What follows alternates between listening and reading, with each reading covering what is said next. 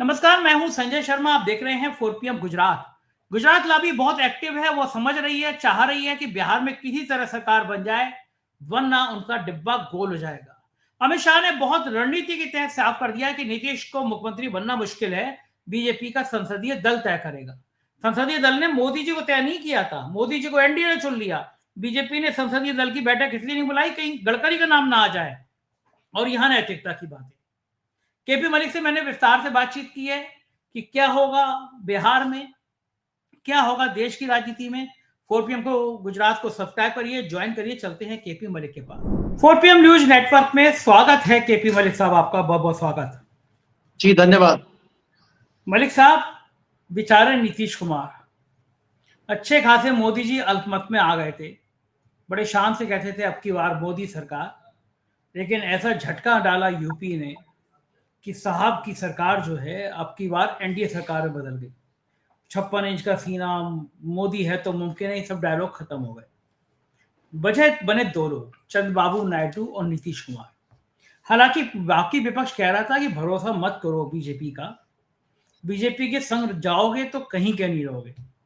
India गठबंधन उदाहरण दे रहा था कि शिवसेना को ले लो, बादल की पार्टी देख लो, प्रकाश सिंह बादल को देख लो, अकाली दल को देख लो, तमाम उदाहरण दे रहा था कि बीजेपी जिसके संग रही उसकी बैंड बजा दी। लेकिन चंद्रबाबू नायडू को लगता था बार्गेनिंग अच्छी हो जाएगी, नीतीश कुमार को लगता था कि कुछ आराम से जिंदगी कट जाएगी। दोनों ने सहारा दे दिया, मोदी जी प्रधानमंत्री बन गए। तो बड़ा भरोसा था नीतीश कुमार को कि मुझे मुख्यमंत्री दोबारा बना देंगे। लेकिन अमित शाह ने साफ साफ कह दिया भाई ऐसे थोड़ी ना मुख्यमंत्री बनता, चुनेंगे सारी 5 पार्टियां, उनके नेता बैठेंगे, हमारा विधानमंडल दल संसदीय बोर्ड बैठेगा, उसके बाद तय होगा। यानी लगभग साफ हो गया कि इंडिया गठबंधन की सरकार नहीं भी आए और एनडीए की सरकार आए तो पिक्चर क्लियर कि अब नीतीश बाबू मुख्यमंत्री नहीं बनेंगे। तो जो अमित शाह का बयान आया है ये उन खबरों के बाद आया जो कल आप चर्चा कर रहे थे कि लालू और तेजस्वी, नीतीश के बीच कुछ फोन पे बात हुई है, लालू और तेजस्वी के बीच कोई मीटिंग हुई है कि चाहे सरकार हमारी आ जाए चाहे तुम्हारी आए, बीजेपी वालों को घुसने नहीं देना है बिहार में। क्या इसकी भनक मिल गई है? अमित शाह का यह बयान सीधा सीधा इशारा है कि नीतीश बाबू अब आपके दिन खत्म, अब आप नहीं आएंगे सरकार में, अब आप कम से कम मुख्यमंत्री नहीं बनेंगे। ये संकेत पहले गडकरी ने फिर अमित शाह ने दे दिए। क्या लगता है आपको, क्या मैं सही कह रहा हूं या गलत कह रहा हूं कि नीतीश बाबू अब बीजेपी के संग तो मुख्यमंत्री नहीं बनेंगे? ये बात अलग है कि वो तेजस्वी को मुख्यमंत्री बना दें। देखिए संजय जी, पहली बात तो ये है कि जो बात हम आज कर रहे हैं इसकी आशंका हमने कल ही जाहिर कर दी थी और वो बात सच साबित हुई है। दूसरी बात ये आपने बीच में जिक्र किया था कि मोदी है तो मुमकिन है, ये चर्चाएं चलती थी। मोदी है तो मुमकिन है कि एक वीडियो बनाई गई थी पीछे और वो वीडियो जबरदस्त सुपरहिट रही है। हाँ। उसमें 10% लाइक है और 90% डिसलाइक है। आप, मैं कहूंगा कि आप अपनी टीम को लगाइए कि उस वीडियो का विश्लेषण करें थोड़ा, कितने लोग देख रहे हैं, उस पर क्या कमेंट आए हैं। उस पर इतने खराब कमेंट आए हैं, कहीं ऐसा ना हो कि आजकल में वीडियो ही गायब कर दी जाए, हटा दी जाए सब जगह से। ये परिस्थिति बन गई है। तो मोदी जी हैं तो मुमकिन है वाला तो भूल जाइए बाप तमाशा, वो तो खत्म हो। अब आप जो नीतीश कुमार की बात कर रहे हैं, देखिए मैंने आपको बताया था कि नीतीश कुमार जी को अब घेर लिया गया है। और कल मैंने एक डायलॉग यूज किया था कि कई लोगों के सपने में, नीतीश कुमार के सपने में भी जो है शिंदे जी आ रहे हैं आजकल, और जैसे ही शिंदे जी का वो देखते हैं उठ के बैठ जाते हैं और बड़बड़ाने लगते हैं कुछ कुछ। तो कह रहे हैं मेरे भाई लालू को फोन लगाओ, वही मेरी जान बचा सकता है। परिस्थितियां ये बन गई हैं कि देखिए कितना बढ़िया जुमला अमित शाह जी ने छोड़ा आज तक के चैनल पे, और उन्होंने कहा, और जानबूझ के सवाल पूछा गया, क्या ये अपने आप सवाल आया या ये दिखाने के लिए किया गया, या नीतीश जी से मिलने आप जा रहे हैं और मिलने से चंद घंटे पहले ये सवाल आपसे पूछा जा रहा है? तो कोई ऐसे ही थोड़ी गोदी मीडिया है। और आप क्या जवाब देते हैं कि भाई मैं कौन होता हूं बनाने वाला, मैंने तो किसी को भी नहीं बनाया आज तक सीएम। मैं तो ना राजस्थान का सीएम बनाया, ना मैंने कोई मध्य प्रदेश का सीएम बनाया, ना मैंने कोई गुजरात का सीएम बनाया, मैंने तो मैंने तो उत्तराखंड का भी सीएम नहीं बनाया। बताइए। तो ये तो हमारे यहाँ बड़ी अच्छी संसदीय दल की मीटिंग होती है, पहले विधायक दल की होती है, फिर संसद दल की होती है, उसमें चुना जाता है। जैसे मोदी जी को चुना गया था सेंट्रल हॉल में, सारे एनडीए के लोग आए थे, एक एक व्यक्ति से पूछा और एक व्यक्ति ने भी विरोध नहीं किया था, तब जाके मोदी जी बने। और यही अपना जो है जयपुर में हुआ। भाई जयपुर में इस सारे विधायक खड़े हो गए थे कि हमारे जो शर्मा जी हैं यही बनेंगे, इनके अलावा कोई क्रांतिकारी और इतना जो है बढ़िया विधायक नहीं है और इतना काबिल विधायक नहीं है जितने शर्मा जी हैं, इसलिए पंडित जी को बनाइए। तो पंडित जी बने। तो भाई ये तो भारतीय जनता पार्टी की परंपरा है। बिहार में आप कल्पना कीजिए कि एनडीए के 5 जो दल हैं वो मिलकर चुनाव लड़ रहे हैं और सपोज कीजिए ऐसी परिस्थितियां बन गई हैं कि भाई एनडीए का समर्थन आ गया है, पांचों का मिलकर अब मुख्यमंत्री चुनना है और मीटिंग चल रही है। और एक पहले तो विधायकों की मीटिंग हुई और उन्होंने विधायकों ने अपना एक एक नेता चुन दिया, भाई हमारी पार्टी का ये विधायक दल का नेता है। अब ये 5 लोग बैठकर टेबल पे तय कर रहे हैं, उसमें एक भारतीय जनता पार्टी का है। तो भारतीय जनता पार्टी वाले ने कहा कि भाई देखिए हमारी सत्ता केंद्र में भी है और यहाँ भी हम है, तो हमारा ही सीएम बनना चाहिए। दूसरा चिराग पासवान है। क्या चिराग पासवान लड़ जाएंगे कि नहीं नहीं नीतीश जी बनने चाहिए, या जीतनराम मांझी लाठी उठा लेंगे नहीं नहीं सिर्फ नीतीश कुमार जी बनेंगे, या कुशवाहा जी कहेंगे। कुशवाहा जी की कुछ सीटें आएंगी कि नहीं आएंगी? 6 है, 2 आएंगी कि 3, या मांझी जी की एक आध आएगी क्या? अब कुशवाहा जी की मांझी जी की अलग मजबूरियां भी हैं। कुशवाहा जी की राज्यसभा भी खत्म हो रही है, उनको उधर भी देखना है। मांझी जी को कुछ माल मसाला दिल्ली में भी चाहिए, तो क्या वो भारतीय जनता पार्टी की खिलाफत करेंगे? अब बच गया कौन? बच गया जेडीयू। अब जेडीयू का जो एक विधायक दल का नेता होगा वो कहेगा हाँ भाई नीतीश जी बनने चाहिए। लेकिन नीतीश जी के साथ जो 2 क्रांतिकारी होंगे जिनका नाम है लल्लन सिंह और संजय झा, वो कहेंगे नहीं नहीं नहीं भारतीय जनता पार्टी बना ले, कोई दिक्कत नहीं। तो क्या इतने इतने मूर्ख हैं क्या नीतीश कुमार? इतने ज्यादा मतलब जो है उनका स्वास्थ्य खराब हो चुका है और इतना ज्यादा उनका दिमाग जो है हलचल पैदा कर रहा है कि वो कुछ सोचने की स्थिति में नहीं है?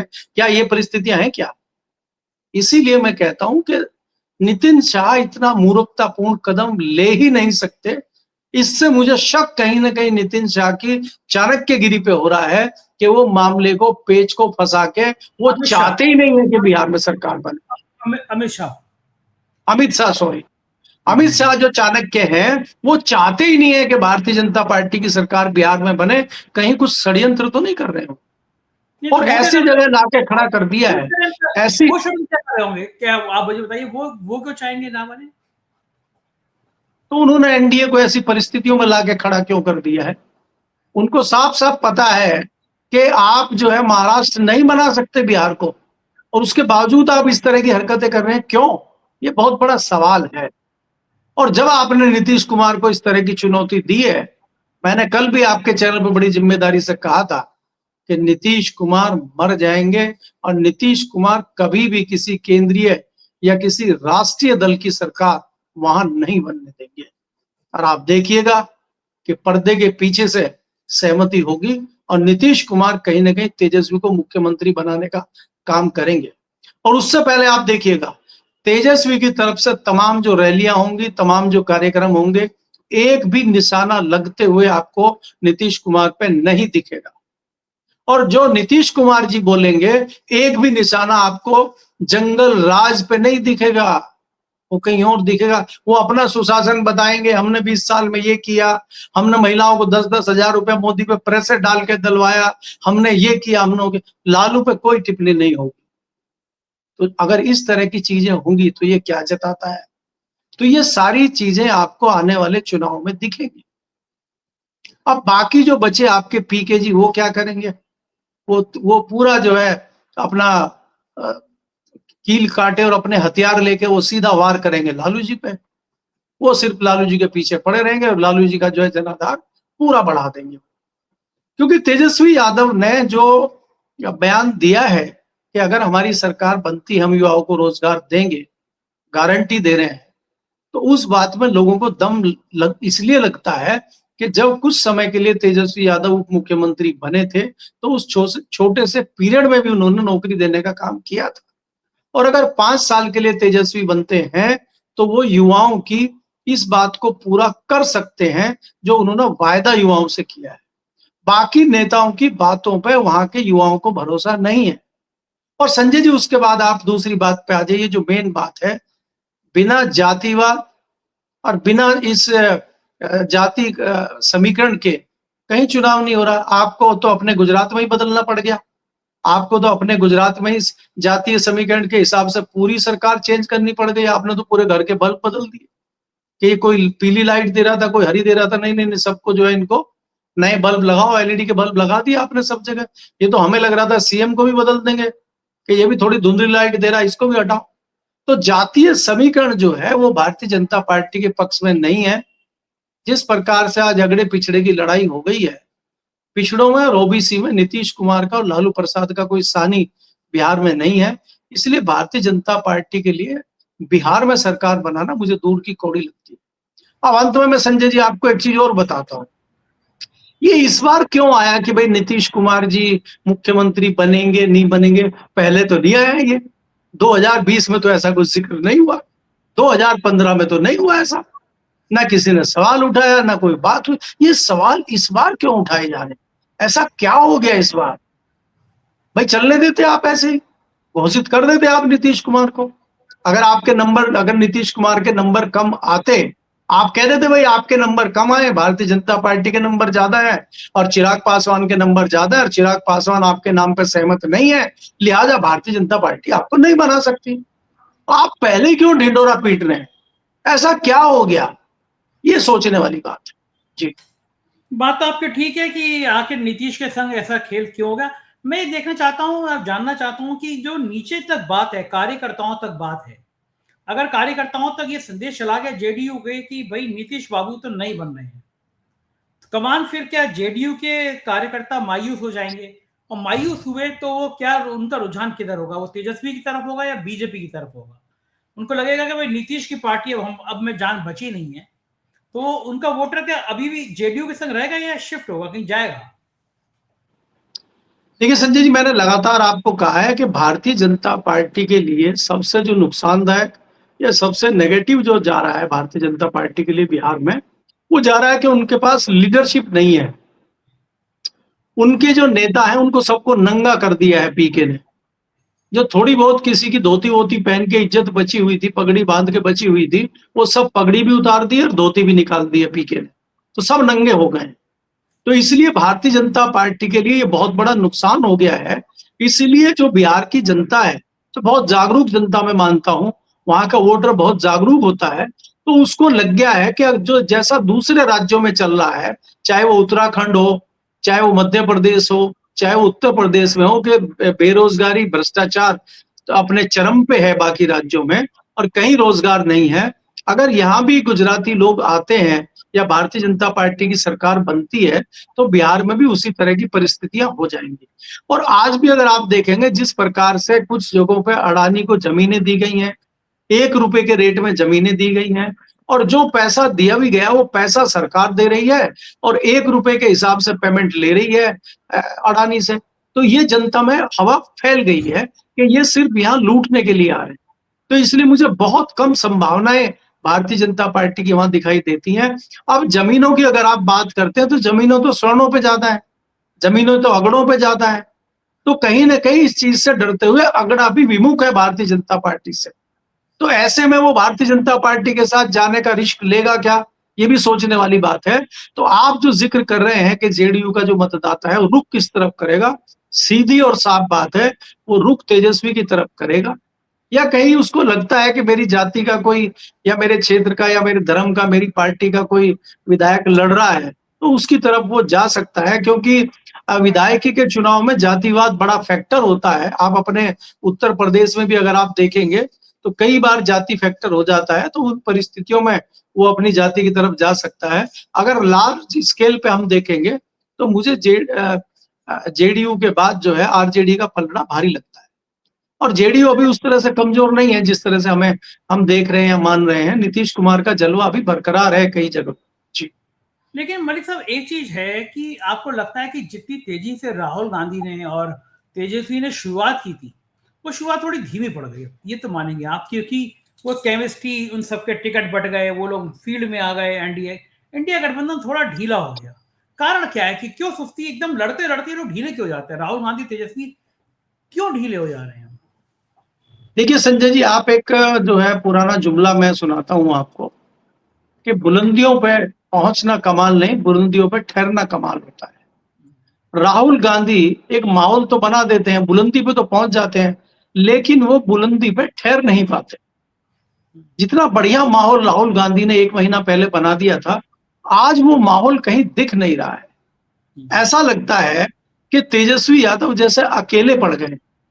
जो जिस तरह से हमें लगता था कि राहुल और तेजस्वी एक साथ दिखेंगे लगातार, हर जगह एक साथ दिखेंगे और उनके साथ में चलते हुए अखिलेश यादव भी कहीं-कहीं दिखेंगे। वो जो त्रिजोड़ी थी इनकी, वो त्रिजोड़ी कहीं न कहीं टूटती हुई दिखाई दे रही। दूसरा जो एक कांग्रेस के जो नेता हैं बिहार में, धरातल पे तो है नहीं जैसे आपके उत्तर प्रदेश में, धरातल में तो भारतीय जनता पार्टी के बाद कांग्रेस सामना कुछ कर नहीं पा रही है। लेकिन कांग्रेस के नेता मंच पे आसीन होंगे, उनको मीटिंग में जाना है, कुर्ते पे उनको बार-बार ये करना है कोई दाग ना लग जाए। धरातल पे उनका कुछ नहीं है। तो कांग्रेस बड़ी-बड़ी बातें कर रही है, कांग्रेस बड़ी-बड़ी सीटें कर रही है। कांग्रेस को ये चाहिए कि किसी तरह भारतीय जनता पार्टी की सरकार बनने से वहां रोका जाए और उसमें तेजस्वी का साथ दिया लिया जाए। दूसरा ये है कि तेजस्वी के साथ मिलकर आप जितनी भी सीटों पे लड़ेंगे, वो जीत सकते हैं।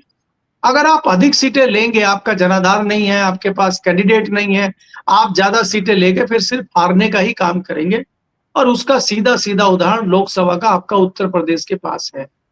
कांग्रेस ने अधिकतर सीटें हारने का काम उत्तर प्रदेश में किया। अगर कम सीटें लेती तो वो सीटें भी हो सकता है समाजवादी पार्टी जीत लेती। तो मुझे लगता है कि कांग्रेस को यहाँ पे बड़ा दिल दिखाते हुए और राहुल गांधी को आगे बढ़ते हुए इस तरह का निर्णय लेना चाहिए था और राहुल गांधी को 2-3 मीटिंग इस तरह की इस समय पे कम से कम पटना में उनके साथ दिखना चाहिए था। और एक गलती मुझे बहुत बड़ी जो मुझे दिख रही है यहाँ पे कि अकेले जो तेजस्वी यादव पर्चा भरने गए हैं अपने परिवार के साथ, अगर उनके साथ अखिलेश यादव और राहुल गांधी पर्चा भरवाने जाते तो बात ही कुछ और होती। तो इसलिए रणनीति बनाना और रणनीति पे चलना और उसको आगे बढ़ाना। मैंने कहा आपको बहुत अच्छा माहौल 1 महीना पहले राहुल गांधी ने बिहार में बना दिया था, लेकिन क्या उसको आप बरकरार रख पाए? क्या आप वोटिंग के दिन तक उसको बरकरार रख पाएंगे? क्या वही दबदबा, वही जलजला आप उस दिन तक चलाते रहेंगे? मामला आप ठंडा कर देते हैं। आग तो आपने लगा दी, लेकिन समय जब आया ज़रूरी, वो आग धीरे-धीरे बुझ गई। तो उस आग लगाने का फ़ायदा क्या हुआ आपने? तो आपने कुछ काम अर्ली कर दिया था, बहुत अच्छा किया था, लेकिन उस आग को सुलगाए रखना चाहिए था और वो आग सुलगाए रखने में सफल कहीं न कहीं राहुल गांधी नहीं दिखाई दिए। यहाँ पे मुझे जो लगता है कि अकेले पड़ गए हैं तेजस्वी यादव और लालू यादव स्वास्थ्य या अपनी उम्र के लिहाज से जितना उसका साथ दे सकते हैं, वो कर रहे हैं और हमें ये मान लेना चाहिए कि आज भी नीतीश कुमार और लालू यादव में जो बात पर्दे के पीछे हो रही है या आज जितनी भी चीजें लालू यादव कर रहे हैं, कहीं न कहीं असली चाणक्य लालू है और उनका दिमाग ही तेजस्वी यादव के पीछे चल रहा है। और इसमें कोई दो राय नहीं है कि तेजस्वी यादव आज भी सबसे आगे खड़े हुए हैं। मैं ये नहीं कह रहा हूँ कि वो बहुत भारी बहुमत से जीत रहे हैं और वो फ्री हैंड चुनाव उनको हो जाएगा और इलेक्शन लड़ देंगे और वो सरकार बना देंगे। अब सरकार बना पाएंगे, नहीं बना पाएंगे, क्या समीकरण बनेगा वोटों का, ये सब बाद की बातें हैं। लेकिन आज माहौल उन्होंने बहुत बढ़िया जिस प्रकार से उन्होंने जो वीआईपी पार्टी थी उसके साथ समझौता करके और उसको हालांकि थोड़ी देर लगी, लेकिन जिस तरह से उन्होंने लास्ट में उनको फाइनल कर लिया, ये बहुत ही सराहनीय कदम लगता है तेजस्वी यादव का। जी। ये बात ठीक है मलिक साहब, उधर लड़ाइयां हर तरफ हर फ्रंट पे जारी हैं। उत्तर प्रदेश में मायावती ने एक बड़ी रैली करी तो कांग्रेस के सम्राटी कहूंगा मैं, कांग्रेस के सम्राट राहुल गांधी भी मैदान में आए। वो हरिओम वाल्मीकि जिसकी पीट पीट की हत्या कर दी गई थी उसके घर पहुंचे, उसके घर पहुंच के राहत दी। दलित वोट बड़ा केंद्र में आ गया है, दलित वोट जो है बड़ा लक्ष्य पर आ गया कि दलितों को अपनी तरफ रखना है, अपनी तरफ जोड़ना है। क्या लगता है कि दलित वोटों का रुझान क्या कांग्रेस की तरफ हो रहा है? मैं पूरे देश के परिप्रेक्ष्य में पूछ रहा हूँ, क्योंकि एक समय में आपको याद होगा कि कांग्रेस ने दलितों को, ब्राह्मणों को, मुसलमानों को लेकर लंबे समय तक देश में राजनीति करी है। दलित वोट बाद में अलग अलग जगह पे डाइवर्ट हुआ, बिखरा, बड़ा वर्ग मायावती के साथ आया। तो क्या कांग्रेस के राहुल गांधी जिस तरह पहुंचे उत्तर प्रदेश में, मायावती की रैली के बाद क्या दलितों को फिर से जोड़ने की कोशिश कर रही है कांग्रेस, और क्या कामयाब हो पाएगी? नहीं, देखिए इसमें कोई दो राय नहीं। जैसा मैंने कहा कि राहुल गांधी माहौल बनाते हैं और राहुल गांधी से लोग जुड़ते हैं, दलित भी जुड़ रहे हैं, इसके अलावा ओबीसी भी जुड़ रहे हैं। कोई भी घटना होती है वहां राहुल गांधी तत्काल पहुंचते हैं। हरियाणा में राहुल गांधी पहुंचे, दलित आईपीएस की हत्या हुई है, दलित जस्टिस पे जूता फेंका गया, राहुल गांधी का प्रियंका का रिएक्शन आया है। उत्तर प्रदेश में राहुल गांधी पहुंचते हैं, तो राहुल गांधी तो जुड़ने का काम कर ही रहे हैं। लेकिन इसको जो राहुल गांधी ने काम किया है, राहुल गांधी ने जो शुरुआत की है, उनकी पार्टी उसको किस लेवल तक जाके आगे बढ़ाती है, या क्या पार्टी उसको किस तरीके से करती है, ये तो ये बताता है। अकेले राहुल गांधी पूरे रथ को खींच के ले जाएंगे, इसमें तो थोड़ी सी मुश्किलात है। अब आप जिस प्रकार से देखें, इतना बढ़िया माहौल हरियाणा में बन गया था, कांग्रेस की आपसी फूट, कांग्रेस के आपसी नेताओं की लड़ाई की वजह से ही आज भारतीय जनता पार्टी की सरकार है हरियाणा में। अगर हरियाणा में कांग्रेस मजबूत होती, हरियाणा में कांग्रेस बहुत अच्छा कर रही होती, तो आज हरियाणा में कांग्रेस की सरकार होती। जहां थोड़ी ठीक ठाक संगठन कांग्रेस का था, चाहे वो हिमाचल हो चाहे वो कर्नाटक हो, आज वहां कांग्रेस की सरकारें हैं। तो ये जो कांग्रेस का जो संगठन है, इसमें नेता ज्यादा है, कार्यकर्ता कम है। और राहुल गांधी की क्या मजबूरी है, ये हमें आज तक समझ में नहीं आता है। अलग अलग कोटरी बनी हुई है राहुल गांधी की, प्रियंका गांधी की, अलग अलग नेताओं की। और आज भी भले ही विपक्ष के नेता राहुल गांधी हो, प्रियंका गांधी हो, उनसे कोई भी आम कार्यकर्ता, कोई भी आम आदमी, कोई भी आम पत्रकार नहीं मिल सकता। तो कहीं ना कहीं ये जो दूरी रहती है आपकी लोगों से, ये भी आपकी पार्टी को नुकसान करती है, और उसका फायदा आपके नेता उठाते हैं। जो नेताओं की कोटरी है, भले ही वो बहुत समय से बैठे हैं, जैसे हम एक कहावत कहते हैं कि बुढ़े बैल जो है वो आज जुगाली कर रहे हैं, हल जोतना उनके बस का है नहीं, और दूसरे नए बैल को वो आने नहीं दे रहे हैं, और खाली जगह घेर के वो जुगाली कर रहे हैं, और संगठन का सत्यानाश करने में वो लगे हुए हैं। जब तक इन बुढ़े बैलों को नहीं हटाया जाएगा और नए मजबूत बैलों को नहीं लाया जाएगा, और जब तक आप फसल की जुताई नहीं करोगे और अच्छी फसल नहीं बोओगे, तो तब तक कैसे फसल काटोगे? वो सियासी फसल उसको कह दीजिए। सियासी फसल आप तभी काटेंगे जब आप जो है बढ़िया मजबूत बैल लाके उसकी बुआई करेंगे, जुताई करेंगे, तभी अच्छी फसल काट पाएंगे आप। अगर आप खाली बुढ़े बैलों के भरोसे चलते रहेंगे, तो आपकी खेती बंजर हो जाएगी। तो कांग्रेस को उस बंजर भूमि से हमें उपजाऊ भूमि बनाना है। तो उसके लिए जो ये किसान नाम के, राहुल गांधी नाम के किसान हैं, इनको थोड़ा वो किसान वाली वेशभूषा में आके खेतों में जबरदस्त मजबूती से काम करना पड़ेगा, और महेंद्र सिंह टिकैत के स्टाइल में काम करना पड़ेगा। तभी इनकी जो सियासी फसल है वो लहला पाएगी। जी, बिल्कुल ठीक कह रहे हैं मलिक साहब। बहुत बहुत शुक्रिया, आपने इतना समय दिया, बातचीत करी, शुक्रिया, धन्यवाद। तो ये थी केपी मलिक जी, पूरी पड़ताल आपने सुनी, पूरी बातचीत सुनी। कैसी लगी बातचीत बताइएगा जरूर। शुक्रिया, थैंक यू।